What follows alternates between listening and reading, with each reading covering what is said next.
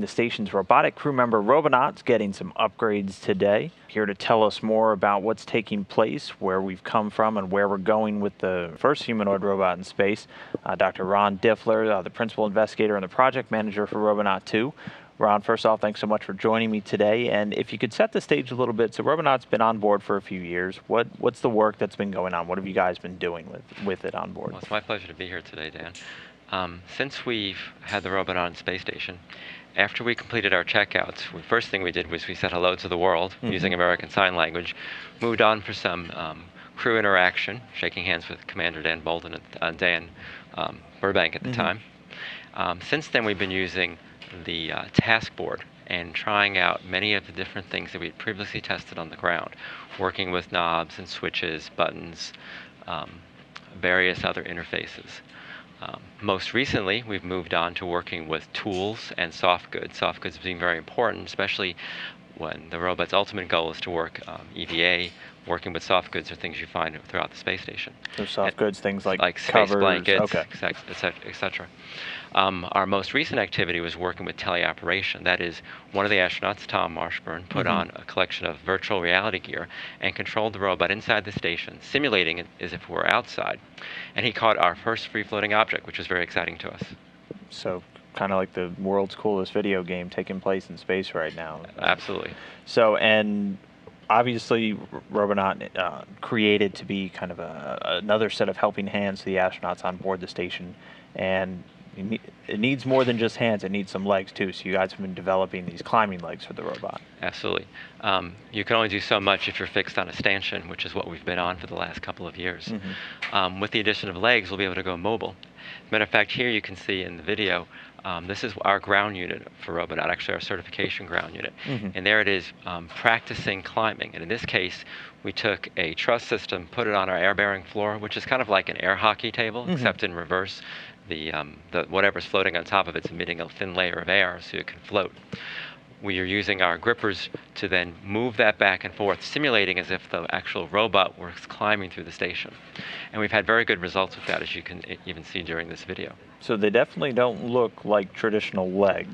So while the upper body does have a lot of resemblance to a human, because we do a lot of human-like motions with the upper body, performing human-like tasks, well, in space you don't use your human legs the way you would use them on the ground. That's right. So we were not as we didn't adhere to the human form when it didn't make any sense.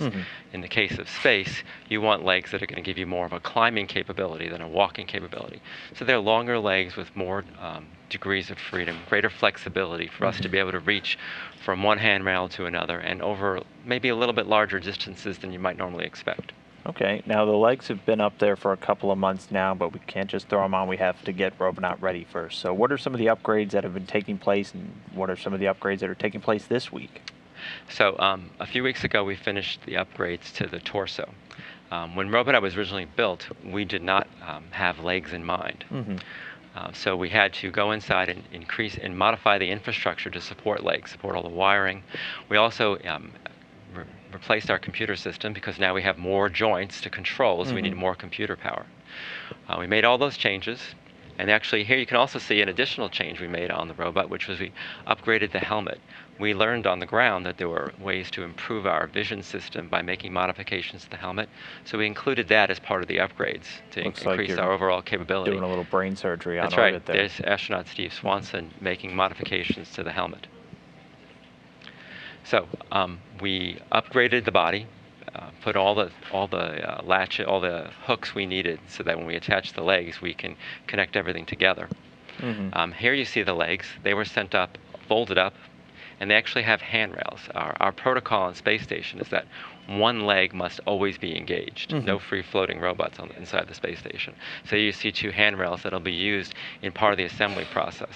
So we will astronaut Steve Swanson will unfold the legs and then remove the body from its stanchion and attach those to the top of the legs. Basically put the bottom half and the top half together to give us a full-size Robonaut inside the space station.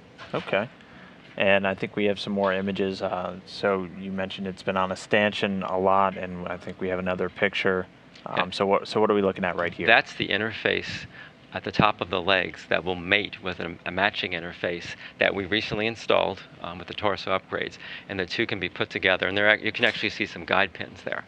And when it's all put together, it'll look just like that certification robot we have on the ground, and be able to start moving between handrail to handrail, which is one of the ways we'll move on the inside of the space station. And it won't have to worry about those straps either, because That's right. You don't need the straps in space, since you'll be able to. There'll be no gravity, and you'll be essentially weightless. So when are you guys expecting? When are you hoping to get the legs attached? Currently, we're doing some preparation work both today and tomorrow. Our goal is to attach the legs on Thursday, and then button everything up on Friday, and then we'll do what we call a power soak. We just turn on electronics and make sure everything is behaving the way we expect it to. Yep. And then once that's out of the way, first steps. Well, there'll be a couple of more stages between now and first steps. We have to be sure that all these things been put together are checked out properly. So we'll have more or less the equivalent of stretching over the next 2 activities we have on space station. And then in the November-December timeframe, we will take our first step and go from one of our handrails that we're currently mounted to the next handrail. And then just to close us out, big picture, once Robonaut's mobile, what are you guys really hoping that it's going to be able to accomplish? Well, we have put the robot in the best laboratory anywhere for preparing ourselves for eventual EVA activities, spacewalking, space climbing type of activities. So we're going to use the space station as a laboratory for climbing and learn all about climbing inside the space station, where we have the advantage as we're learning things. If some issues come up, the crew's there to help us. And as opposed to being on the outside of the station, where if you're learning things, there are a lot more consequences to what's going on. So that'll be the great laboratory for us to develop our climbing capabilities, so that when we have a robot on the outside of the space station, we're well prepared. All right. Well, exciting time for Robonaut on board the station, getting ready to get those legs on, and not too distant future take those first steps. Really exciting stuff. Dr. Ron Diftler, again, project manager for Robonaut. Thanks so much for joining me today here inside the control room, giving us an update. We'll surely be following along. My pleasure, Dan. Thank you. Thanks.